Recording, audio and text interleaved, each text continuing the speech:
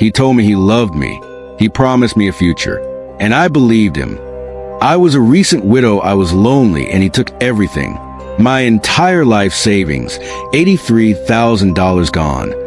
This is the real story of how one woman's search for a friend online turned into a complete financial nightmare. It's a cautionary tale that starts in the quiet hills of East Tennessee, but is happening in every corner of the world where predators are waiting for the vulnerable. It's a story about what happens when loneliness meets industrial-scale deception. And the scary part is, it could happen to anyone. In a small East Tennessee town, life for Vivian had become uncomfortably quiet. The days, once full of the easy rhythm of a long, happy marriage, were now just silent.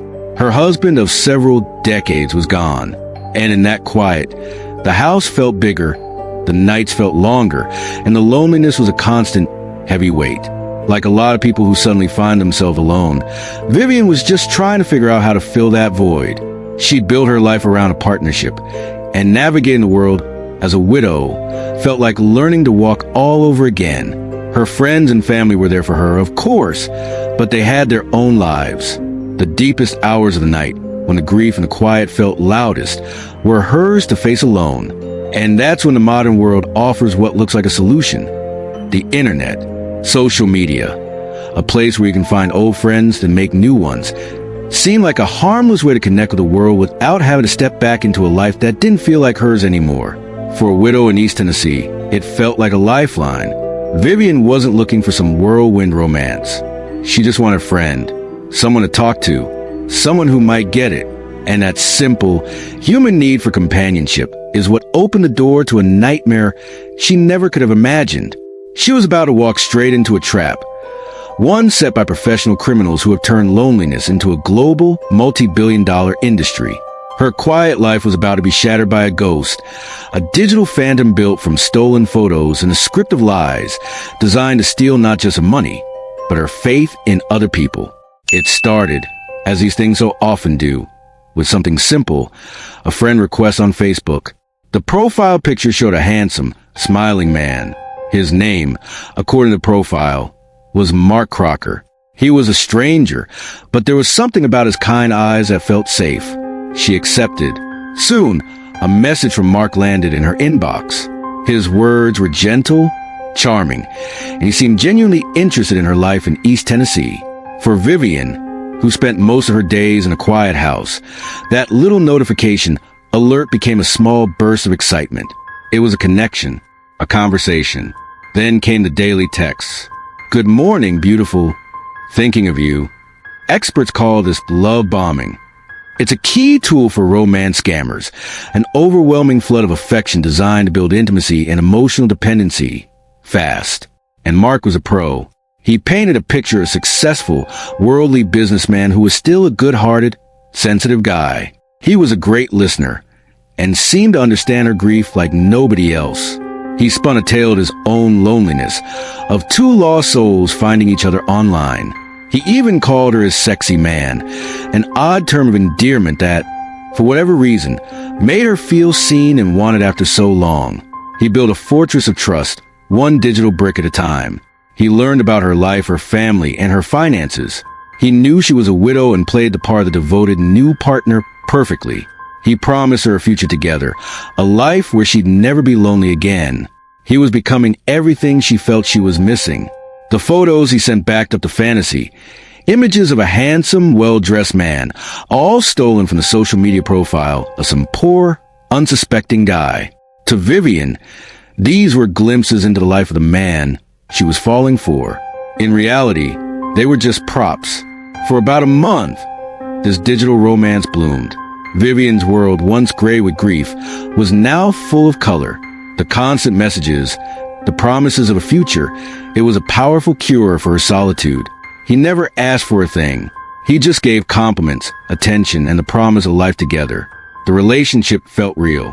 The connection felt profound. The scammer had her. He had established total trust. He'd captured her heart. And now, he could start going after her life savings. After weeks of nonstop affection, the story flipped. The pivot from romance to crisis is the classic move in these scams. And for Vivian, it came as a wild, urgent story. Mark, The man she adored was in trouble. He told her he was in Australia for a massive business deal buying gold. The deal, he claimed, had been a huge success, netting him a cool $25 million. But there was a catch. He was now in a desperate situation, claiming the law was after him for reasons he kept vague but sounded terrifying. He was a fugitive on the run, cut off from his immense wealth. He needed help, and he needed it now. This is a textbook scammer tale, a made-up emergency designed to make you panic and react without thinking. Scammers often say they're working overseas in jobs like construction or international trade because it's a perfect excuse for why they can't meet in person and why they might run into sudden legal or medical problems. To Vivian, the man she loved was in danger. The same person who had filled her lonely days with warmth was now facing ruin. Her instinct to help was overwhelming. The scammer had spent a month building up that emotional leverage, and now he was cashing it in. The first request for money wasn't for him. He insisted it was to fix his legal mess so he could get back to her, so they could finally start their life together. It was an investment in their future. And then came the first bizarre instruction. He couldn't use banks, he said, because he was being watched. She would have to send cash, and not just any cash transfer. He told her to hide thousands of dollars between the pages of a book and mail it. This method is chosen for a reason. It's unusual, so it's harder for banks to flag. It feels secretive, which isolates the victim by making them feel like a co-conspirator in a rescue mission for the victim. The physical act of hiding money in a book becomes a tangible act of faith in the person they think they're saving. Vivian, desperate to help the man she loved, did exactly as she was told. She went to her bank, withdrew $10,000 in cash, and carefully tucked it into a book. She mailed the package, her stomach in a knot of hope and fear. It was a first domino, and once it fell, the rest followed in terrifyingly quick succession. This wasn't a one-time thing. It was the opening move in a relentless campaign to drain her dry. Soon after the first book was sent, another emergency popped up. He needed more. She sent another package, another $10,000. The story got more complicated, the demands more urgent. The millions he'd supposedly made were always just out of reach, blocked by one more legal fee, one more corrupt official, one more payment. With every dollar she sent, Vivian was getting more deeply invested in the lie. This is a key part of the scam psychology. The more a victim gives, the harder it is to accept it might all be for nothing. To stop sending money would mean admitting that everything already sent was gone forever.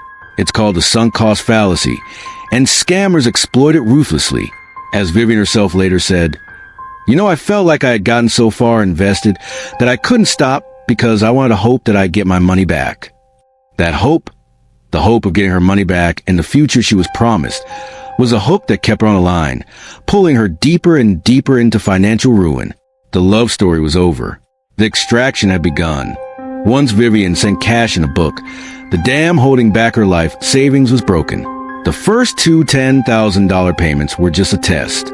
Now that she was invested, the demands got bigger and more aggressive, targeting every penny she had. Cash in a book wasn't going to cut it anymore. His next request was for a shocking $20,000. To get it, he coached her to go to her bank and take out a personal loan. Think about that for a second. Vivian, a respected woman in her community, walking into her local bank to ask for a $20,000 loan. When the loan officer asked what it was for, she would have had to lie, inventing a cover story for the unbelievable truth that she was sending it to a man she'd never met. Every lie she told pushed her deeper into the scammer's world and further away from her own.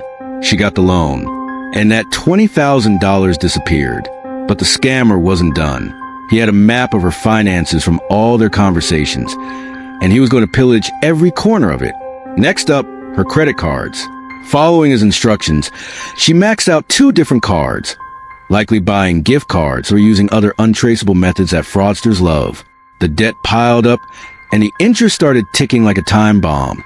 With her cash gone and credit exhausted, the scammer's attacks got even more personal.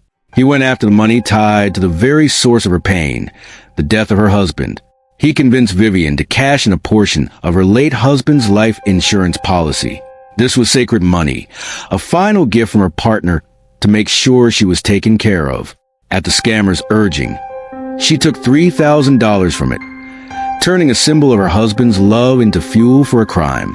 The financial bleeding was catastrophic, but the final blows were still to come.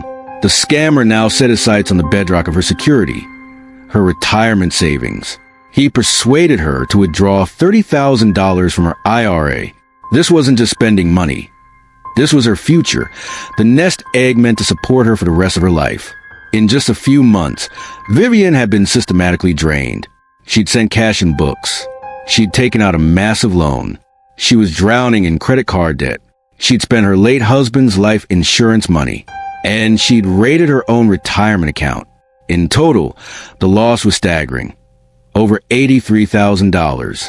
Her life savings were gone. Even then, after taking everything, the ghost known as Mark Crocker wasn't finished. His greed had no limits. After she had nothing left to give, he made one last, breathtaking demand. He told her she needed to get a $50,000 loan by put her own home up as collateral. He wanted her house, the home she had shared with her husband, the one place that was still hers. This was the end game, to leave her not just broke, but homeless. It was a demand so extreme, so final, that it would finally become a crack in the fantasy, the one request that would force Vivian to question the man she'd given everything to believe in. Asking for a $50,000 home equity loan, that was the breaking point. It was a demand so outrageous that it finally pierced the fog of emotional manipulation. For the first time, a sliver of cold, hard reality cut through the fantasy. The man who supposedly had $25 million in gold was now asking her to risk her home for another $50,000. The logic of the situation, which she had pushed aside for so long, started to creep in. Why would a millionaire need to bankrupt a widow? Why was there always one more fee, one more payment, to unlock a fortune that never seemed to show up? The hope that had kept her going, the desperate hope that the next payment would be the last one, was starting to turn into a sickening dread. She had given everything. She had no more money, no more credit. The only thing left was her home, and the fear of losing it was finally stronger than the fear of losing him. Even then, the psychological hold was so powerful that she wasn't entirely sure. As she later said, she was caught in a state of confusion and dawning horror. But the seed of doubt was planted, and it was growing fast. The weight of what she had done, and what he was asking her to do, became too much to carry alone. The secrecy that the scammer depended on finally broke. She reached out, maybe to a worried child, a suspicious friend, or a bank teller who had seen this all before. At last, she asked for help. She contacted the local sheriff's office and investigators specializing in elder abuse. Making that call must have been one of the hardest things she'd ever done. It was admitting that the beautiful romance she'd invested her heart and entire fortune into might have all been a lie. It was an act that brought with it an avalanche of shame, fear, and humiliation. The consequences of the last 9 months came crashing down. She was out over $83,000. Her retirement was gone. She was buried in debt. And for a moment, she faced the real possibility of losing her home. The emotional devastation was even worse. The man she loved, the future she dreamed of, it was all a mirage. She hadn't been a partner in a love story. She had been a mark in a business transaction. The phantom she knew as Mark Crocker was just that, a phantom. The photos were stolen. The stories were a script. The love was a weapon. The criminals who run these scams are experts who seem genuine, caring, and completely believable. They count on their victims being too ashamed to ever report the crime. For Vivian, the love story was over. A new, harsh chapter was just beginning. The aftermath, police reports, fraud investigations, and the long, painful process of trying to piece a life back together. The chances of getting the money back were next to none. The funds were long gone, likely wired overseas and laundered through a web of accounts, ending up in the pockets of large-scale, organized criminal networks. Vivian was left with nothing but the bills, the broken trust, and the crushing weight of what happened. Vivian's story is a personal tragedy, but it's not a one-off. She is one of tens of thousands of victims caught in a sophisticated and rapidly growing global industry, the romance scam.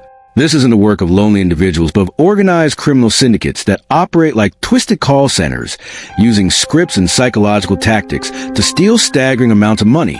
And the financial toll is breathtaking. In 2023, the Federal Trade Commission, FTC, reported that victims lost a record-breaking $1.14 billion to romance scams in a single year. And that's just what gets reported. The real number is likely much higher, since many victims never come forward out of shame. Aaron Bradley, an expert on elder abuse in East Tennessee, calls these one of the most desperate crimes we see. He explains, a lot of times, folks that have a little bit of money are often lonely.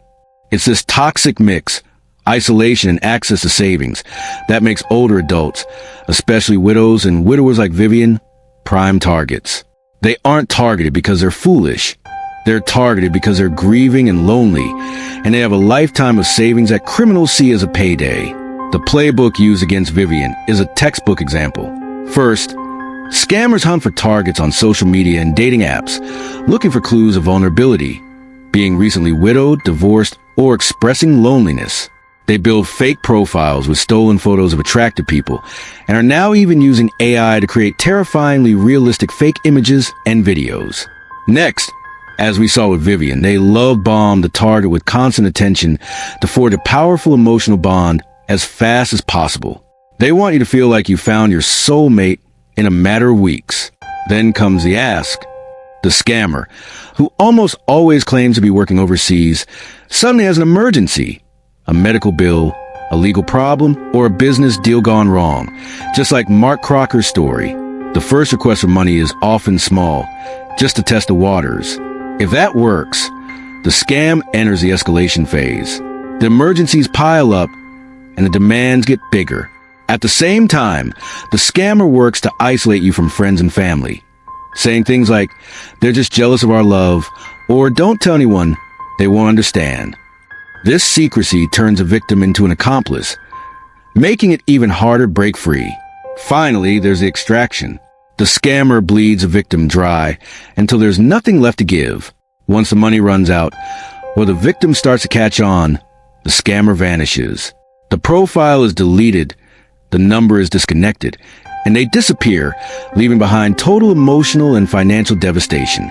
Vivian's story is a horrible warning, but it can also be a lesson. Knowing the tactics these predators use is the first step to protecting yourself. Here are the critical red flags that everyone should know. 1. The relationship moves way too fast.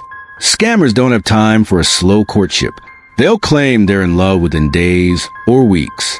If someone you just met online is calling you their soulmate, that is a huge red flag. 2. They seem too good to be true. Their profile picture looks like a model. Their life is some combination of adventure, success, and deep sensitivity.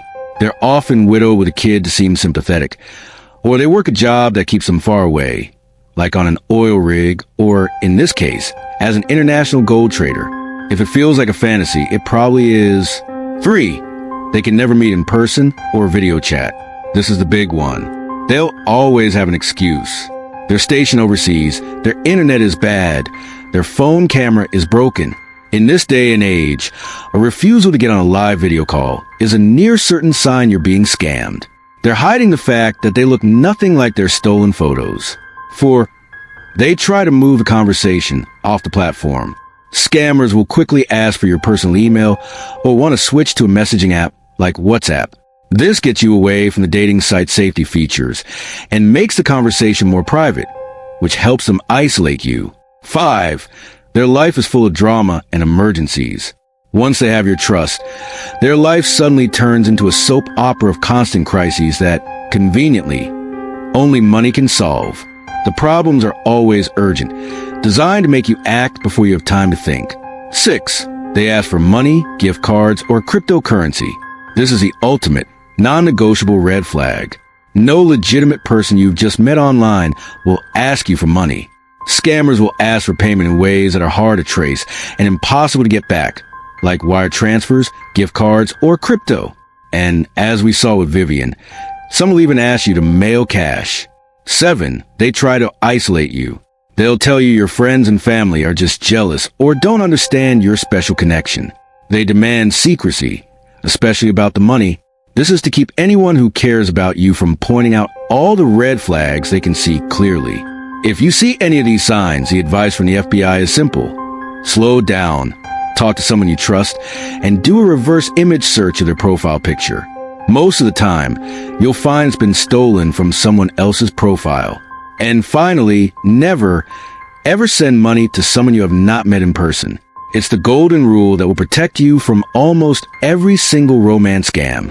Vivian's search for a friend ended in financial and emotional ruin.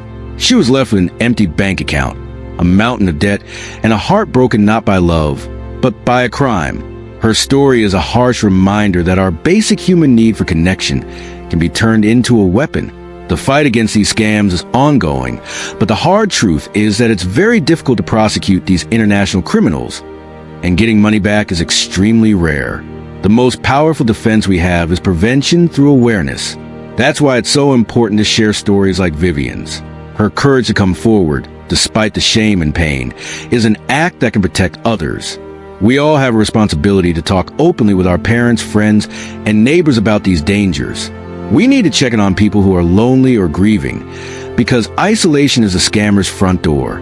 We have to create a world where victims can report these crimes without feeling ashamed, because shame is a scammer's best friend. Be skeptical, be cautious, and always protect your heart and your wallet with equal care. If you or someone you know has been the victim of a romance scam, please don't suffer in silence. You're not alone, and reporting the crime is a critical step. File a complaint with the FBI's Internet Crime Complaint Center at ic3.gov. Every single report gives law enforcement data that helps them track these criminals down. Even if your money can't be recovered, your report could save the next person. Please share this story. The more people who understand how these scams work, the safer we'll all be. And finally, let us know your thoughts in the comments. Have you ever encountered a scammer online? What red flags did you see? By sharing our experiences, we can look out for each other and build a stronger defense against this devastating crime. Thank you for watching.